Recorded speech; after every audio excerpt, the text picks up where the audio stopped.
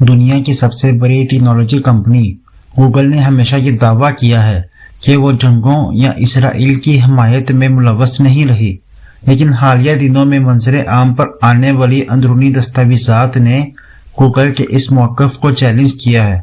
یہ دستاویزات اس بات کا ثبوت فراہم کرتی ہیں کہ گوگل نے 2021 سے اسرائیلی وزارت دفاع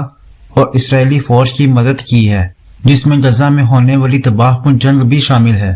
ان دستاویزات کے مطابق گوگل کے ملازمین نے درخواست کی کہ اسرائیلی فوج کو جدید ترین مصنوعی ذہانت کی ٹیکنالوجی تک رسائی دی جائے، جو کمپنی کی جانب سے فراہم کی جانے والی سب سے جدید ٹیکنالوجیز میں شامل تھی۔ یہ درخواست غزہ میں جنگ کے ابتدائی ہفتوں کے دوران کی گئی تھی۔ اس بات کا انکشاف امریکی اخبار واشنگٹن پوسٹ کی رپورٹ میں کیا گیا، جس میں کہا گیا کہ گوگل نے اسرائیلی فوج کو ان جدید ٹیکنالوجیز تک رسائی فراہم کی ہے۔ گوگل کمپنی نے عوامی طور پر یہ بیان دیا تھا کہ اس نے اسرائیلی حکومت کے ساتھ کلاؤڈ کمپیوٹنگ کنٹریکٹ کے خلاف اپنے ملازمین کے احتجاج کے بعد اسرائیلی سیکیورٹی اداروں سے کنارہ کشی اختیار کر لی ہے۔ اس معاہدے کو نیموس پروجیکٹ کے نام سے جانا جاتا ہے، جس کے تحت گوگل نے اسرائیلی حکومت کو اپنے کلاؤڈ سروس فراہم کرنی تھے۔ تاہم اندرونی دستاویزات نے گوگل کے اس اعلانیہ پوزیشن کے برعکس کہانی سنائی ہے، جس میں دکھایا گیا ہے کہ کمپنی نے اسرائیلی وزارت دفاع اور فوج کی براہ راست مدد کی ہے۔ جب گوگل کے ملازمین نے اس معاہدے کے خلاف احتجاج کیا تو کمپنی نے ان کے احتجاج کا اثر محسوس کیا اور اس کے نتیجے میں 50 سے زائد ملازمین کو فارغ کر دیا گیا۔ احتجاج کا بنیادی سبب یہ تھا کہ ملازمین کو خدشہ تھا کہ گوگل ان فوجی اور انٹیلیجنس پروگرام میں شامل ہو رہا ہے جو فلسطینیوں کے خلاف استعمال ہو سکتے ہیں۔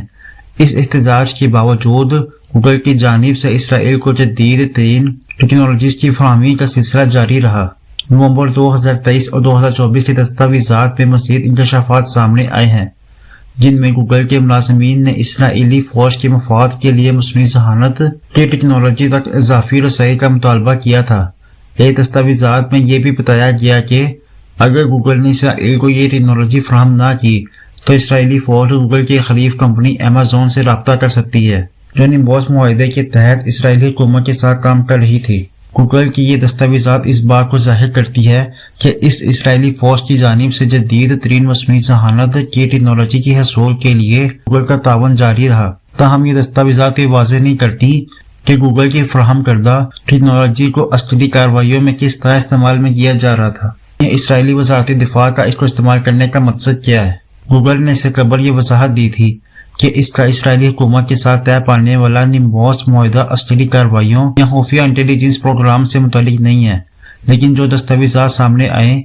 وہ اس موقف کے خلاف دکھائی دیتے ہیں اور اس سے گوگل کے اسرائیل کے ساتھ تعلقات کی نوعیت پر سوال اٹھتے ہیں۔ یہ انکشافات گوگل کی کارکردگی اور اس کے عالمی تعلقات کے حوالے سے کئی سوالات کو جنم دیتے ہیں، خاص طور پر یہ کہ کمپنی کے داخلی فیصلے اور اس کے عالمی سطح پر اثرات کس طرح ایک دوسرے سے جڑے ہوئے ہیں۔ گوگل کی جانب سے اسرائیل کو جدید ٹیکنالوجی فراہم کرنے کا عمل اس بات کا اشارہ ہے کہ عالمی سیاست میں ٹیکنالوجی کمپنیوں کا کردار انتہائی اہم ہو چکا ہے، اور اب یہ دیکھنا ہوگا کہ گوگل آئندہ اس تعلقات کو کس طرح منظم کرتا ہے اور کیا یہ دستاویزات اس کی عالمی ساکھ پر اثر انداز ہوں گی۔